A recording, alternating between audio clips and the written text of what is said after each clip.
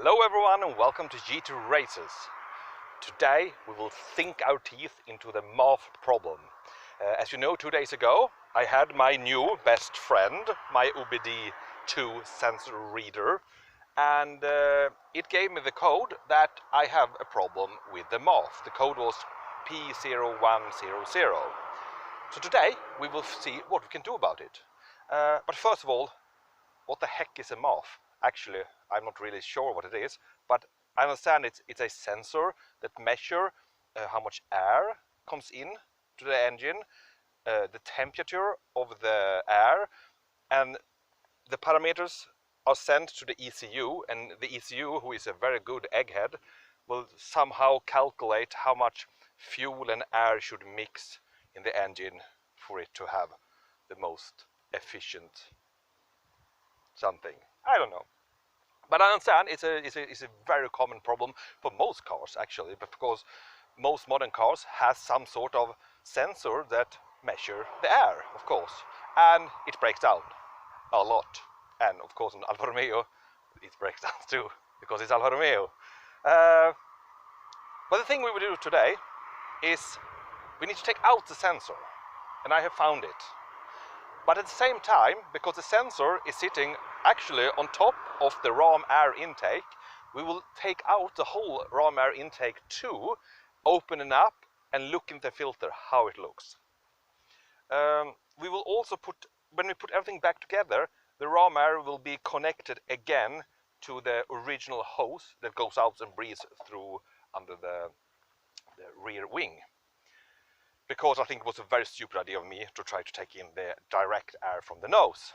That could be a problem also, because the sensor could be really dirty. I think there's two major things we will check today with the MAF sensor. And as I said, the first one is look at how dirty is it.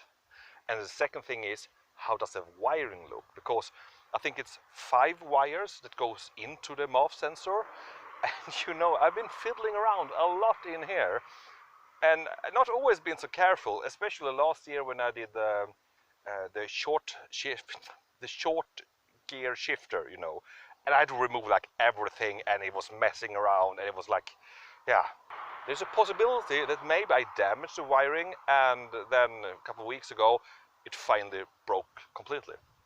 But before we continue with this, ARC Garage had a very good video that is about how to measure the voltage in the MAF sensor.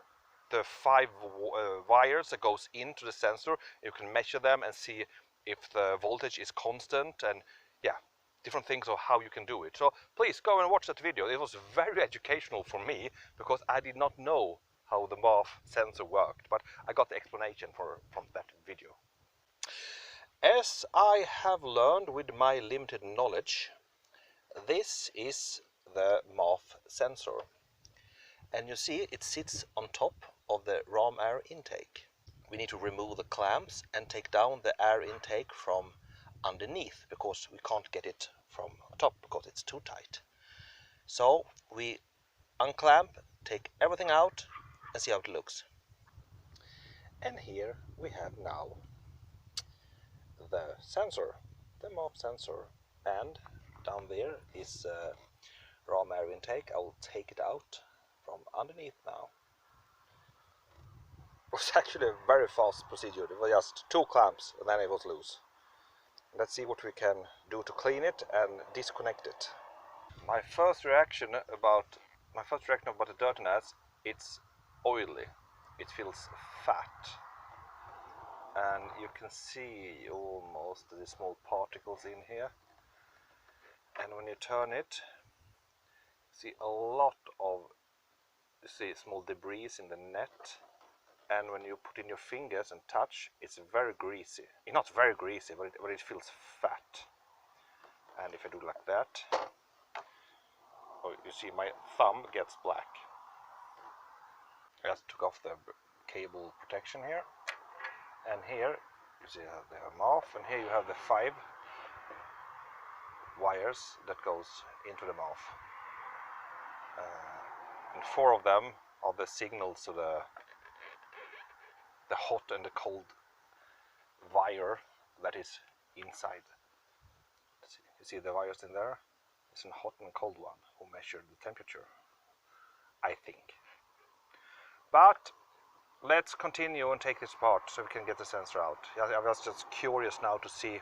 If I wanted to measure the voltage, it's here I can do that.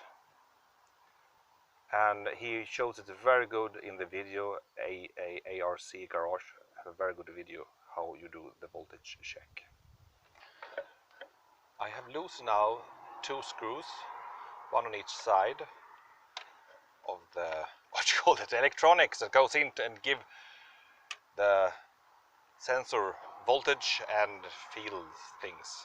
Yeah, I don't know what I'm talking about right now, so I will stop talking. So now we just try and pull out the sensor. Ah! Oh, come on now. Ooh, Jesus. If I didn't break it before, I broke it now. This is out now. And here we have, oh my God, it's oily. And here we have the steel wires that feels the temperature. It's something with the hot and the cold, and then how fast it cools and how much effort it takes to keep a certain temperature. But look at this. Can you see? Dirty. Yeah, we need to clean this one. And in here also, I think it's, in here is probably maybe the air sensor. I don't know. But let's clean this up, clean the sensor up, clean the whole casing. Is full of seeds from trees and other shit. Yeah. I'm sorry, Fiat, because I'm using you as a table now. But just for the fun of it, I've taken out the Ramair and just looking out how it looks now.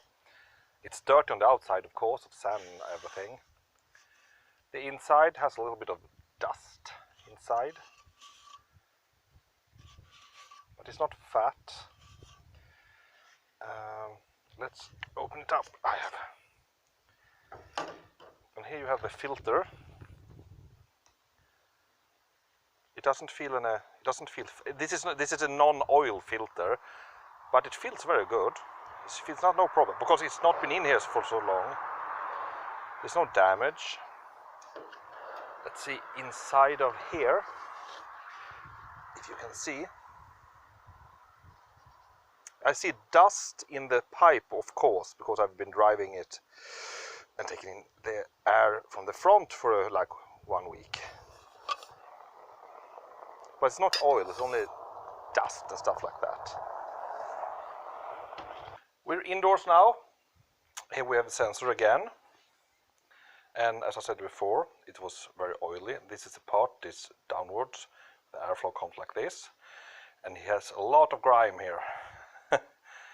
It's very dirty, and especially in the inner part here. But now most of the oil is gone because I've been touching it so much. Otherwise, here you have the contacts. It looks safe and clean. I think no problem there. And also on the other side that is connected to the car, I don't see any problem there too. Only the dirt. And the same thing in here. I don't know how well you can see it, but it's full of things so we need to clean.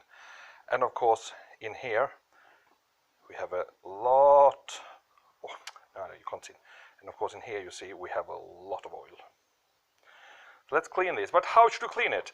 A lesson read online that alcohol is a good way to cleaning, but I don't have alcohol except for vodka, and I don't want to use expensive vodka. So I'm thinking brake cleaners. It should work, because I've seen other people who use brake cleaners to clean sensors like the MAF. So let's try and spray it. We lay out paper, we spray it carefully, and then we wait 30 minutes and see how it looks, and if we need to, we clean it again. The only problem with brake cleaning is that it's a very hard spray, you see? But maybe we can do it carefully, like that. We just boop. Carefully just dotting, know what you call it, just small. In here, I think we can go a little more. A little bit more harder spray. I'm making everything dirty here. Like that. And maybe I will take a little bit of paper and dry it.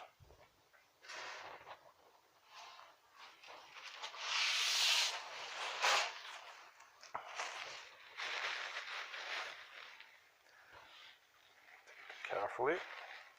I don't want to damage the wires of course, because you see them there.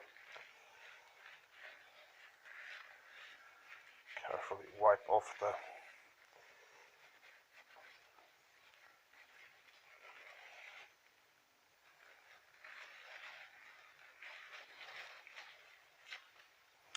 I'm thinking about how much can I spray inside of there, because there is a problem. Maybe we can do a squirt in there. I hope I didn't kill it, because I sprayed straight in there. But we will see. So I think we wait 30 minutes and let this dry off. Maybe this one I could clean a little bit more. And then we put everything back together and see what happens. Just for fun, I wonder what happens if I start the car without the MAF. Now it's a straight pipe in, and what happens if I start the car now? Will it explode? What kind of fault code will I have? Shall we try? Let's do an experiment.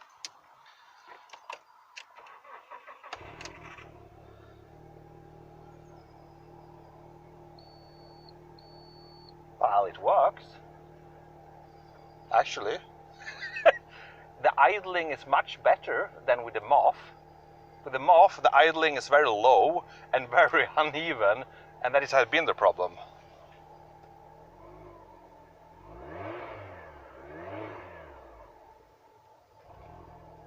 There it's almost died now.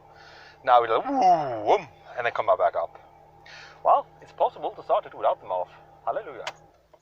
The MAF is cleaned, so now we need to try it. So let's put the MAF back into this thing and put that in, and put this thing into this thing and this thing onto that, and put everything back. But I will not show you anything of this because it's boring as hell, so I just do it, and then we come back, and then we start it, and we take my new best friend, the OBDII reader, and see what happens if we have any fault codes.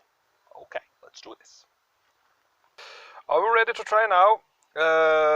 We have the best friend here ready, linked in, and we will just start it and see what happens, because everything is connected back in the front, and the Ramair is connected now to the original hose. So, and everything is cleaned. I checked the wiring. I see no problem with the wiring. I have not touched them. It was other wiring, maybe I have touched more, but I see no problem with that. So it's clean, the wiring is no problem. Let's start and see what happens.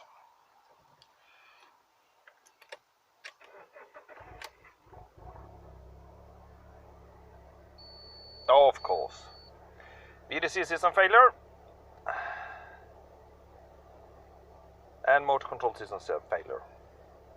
And of course we have the fault codes, and let's see now. Yes, we still have the same code, and it's that one. But let's go back, and then we go to live data, because that is more interesting, I think. Because live data is, of course, reading the engine as it goes right now, and when I push down the throttle, of course, we will see reactions here, like you saw, the numbers is changing, of course. But now we want to scroll down to the MAF.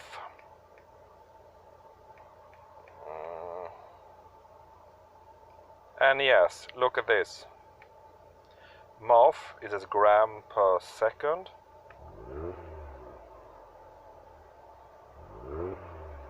Absolutely nothing happens. The MAF has no reaction. I think we can say that I think the MAF sensor is broken. I need to get a new one. This is the only thing I can imagine now, because it's clean. I see no problem with the wiring. And when the accident happened, when I was out driving and I had all these fault calls, it happened in one blink of a second. Everything's locked out. So I think that the sensor really broke.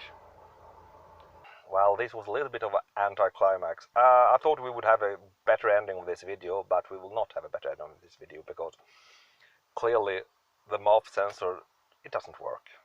And I don't think there's anything else than we need to buy a new one.